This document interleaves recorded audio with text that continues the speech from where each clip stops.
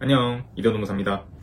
오래전부터 많은 기업들이 근무 태도가 불량한 근로자를 어떻게 처리해야 할지 고민을 많이 하고 있는데, 근로기준법 제23조 제1항에 따르면 사용자는 정당한 이유 없이 근로자를 해고 등 하지 못하게 되어 있습니다.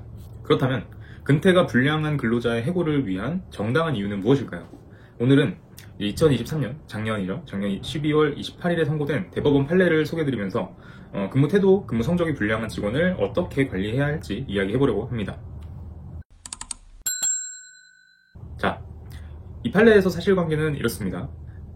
근로자가 속했던 A 회사는 자동차를 제조하고 판매 등을 하는 회사였는데, 여기에 근로자 갑은 이 회사에서 15년 이상 근속을 하면서 과장까지 승진을 한 간부 사원이었는데요. 과장으로 승진한 그 해부터 약 10년가량 5단계 인사평가 등급 중에서 4, 5등급을 받으면서 저성과자로 분류가 되었습니다. 이 A 회사는 인사평가 하위 1% 미만 간부 사원을 대상으로 하는 PIP, 퍼포먼스 임프루먼트 프로그램, 성과 향상 프로그램이죠. 매년 시행하고 있었는데, 근로자 갑은 8년 동안 7회에 걸쳐서 이 프로그램의 대상자로 선정이 되었습니다. 그만큼 저성과자였다는 것이죠. 또한 근로자 갑은 이 해당 기간 중에 3회에 걸쳐서 근무 태도, 근무 성적의 불량을 이유로 징계도 받았습니다.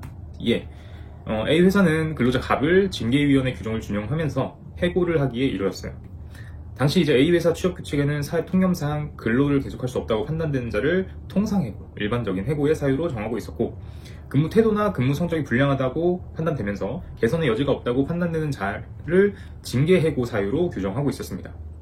근로자 갑은 해고를 당하고 지방노동위원회에 부당해고 구제 신청을 하였고, 지방노동위원회에서는 근로자 갑의 손을 들어줬습니다.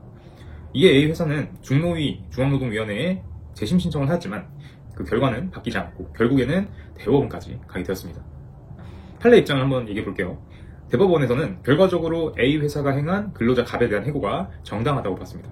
구체적으로 근로자의 근무 성적이나 근무 능력에 대한 평가가 공정하고 객관적인 기준에 따라서 이루어졌으며, 근로자의 지위, 담당 업무 내용, 그에 따라 요구되는 성과나 전문성의 정도, 근로자의 근무 성적이나 근무 능력이 부진한 정도와 그 기간, 사용자가 교육과 전환 배치 등 근무 성적, 근무 능력 개선을 위한 기회를 부여하였는지 여부, 그리고 개선의 기회가 근로자한테 부여된 이후에 근로자의 개선이 실질적으로 이루어졌는지 여부, 그 다음에 거기에 따른 근로자의 태도, 그다음 사업장 여건 등 여러 가지 사정을 종합적으로 고려했을 때 A 회사가 근로자 갑과 고용관계를 계속할 수 없을 정도의 사유에 해당한다고 판단을 했습니다.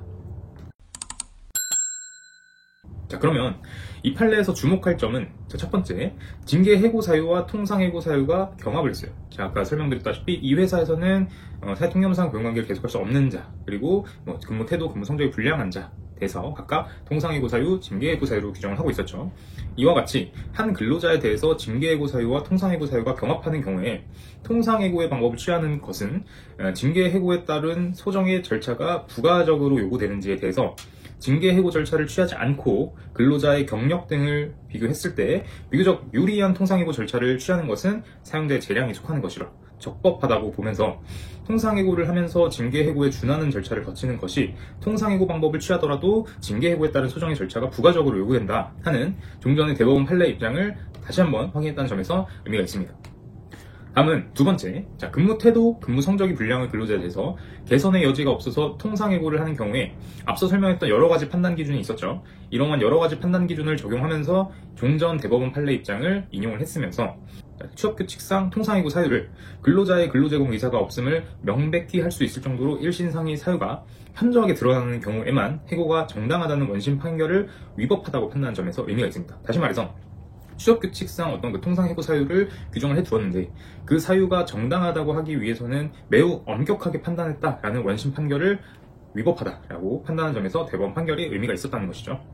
즉, 근로자 갑은 20년 이상 A 회사에서 근무를 하면서 그 간부로서의 그 직책과 경력에 따른 성과, 전문성이 요구되지만 그 기대에 미치지 못했고, 그 기간도 상당히 장기간이었으면서 그 회사에서 도입한 PIP 프로그램, 성과 향상 프로그램도 8년 중에서 7회 대상자로 선정되는 등 회사 입장에서는 개선의 기회를 충분하게 부여하였음에도 불구하고 이런 점들을 종합적으로 고려할 때 A 회사로서 근로자 갑과 고용관계를 계속할 수 없을 정도에 해당한다고 보았다는 거죠.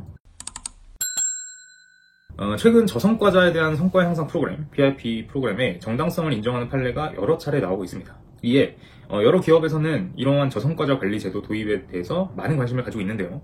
저성과자 문제는 다른 영상에서도 설명했다시피 회사를 좀먹을 수 있는 중요한 사안이기 때문에 이와 같은 제도의 도입과 징계 등을 통한 방식을 통해서 저성과자 관리 기준을 정착할 수 있을지 사회적으로 지속적인 관심을 가질 필요가 있겠습니다. 추가적으로 궁금하신 점이나 판례 이야기를 듣고 싶은 주제가 있으시다면 언제든지 댓글로 남겨주시기 바라겠습니다. 안녕.